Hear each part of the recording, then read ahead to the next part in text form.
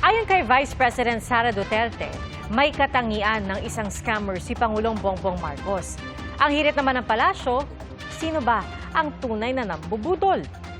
Saksi, si Van Mayrina. He has the hallmark of a scammer. Ganyan isinalarawan ni Vice President Sara Duterte si Pangulong Bongbong Marcos sa panayam sa kanya sa Melbourne, Australia. In fact, he has not followed through with any of his campaign promises. And that is an example of the conflicts with regard to our president. And,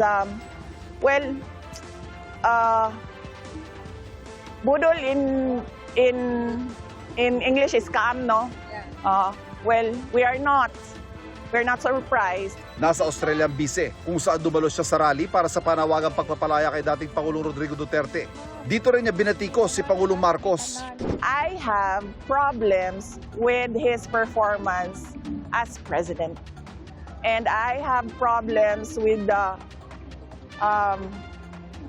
violations of our fundamental law, our constitution, particularly with the rendition of former President Duterte. That was really an affront to Philippine sovereignty. Ang palasyo may pabalik na tanong sa pahayag na ito ng bise. Budol? Talaga? Hindi ko alam kung sino ba ang nambudol. Hindi natin alam kung sino ba ang nambubudol. Sa panahon, sa nakikita po natin na pagtatrabaho ng Pangulo, sa pag-uutos sa amin na focus sa trabaho at hindi pamumulitika, sino ba talaga ang nambubudol? Ang biyaheng ito ng bise sa Australia ay ika-4 niyang biyahe abroad sa loob ng isang buwan. Bagay na pinatutsadahan ng Malacanang. Sagot dyan ni Duterte. I am not on holiday for this trip. I am here to discuss with the Filipino community on ways forward for our country.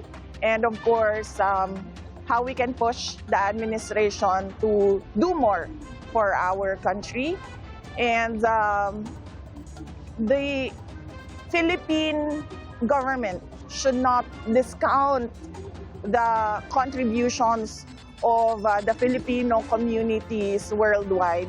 Ngayong nalalapit na muli ang pang-apat na sona ni Pangulong Bongbong Marcos.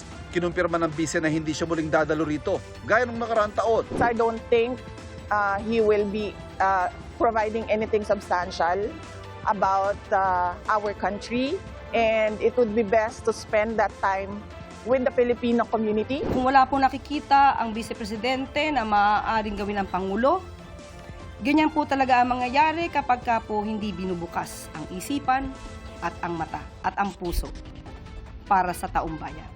So, kung hindi po talaga siya makikinig at hindi niya po titignan ang mga records na nangyayari sa gobyerno, wala po talaga siyang malalaman.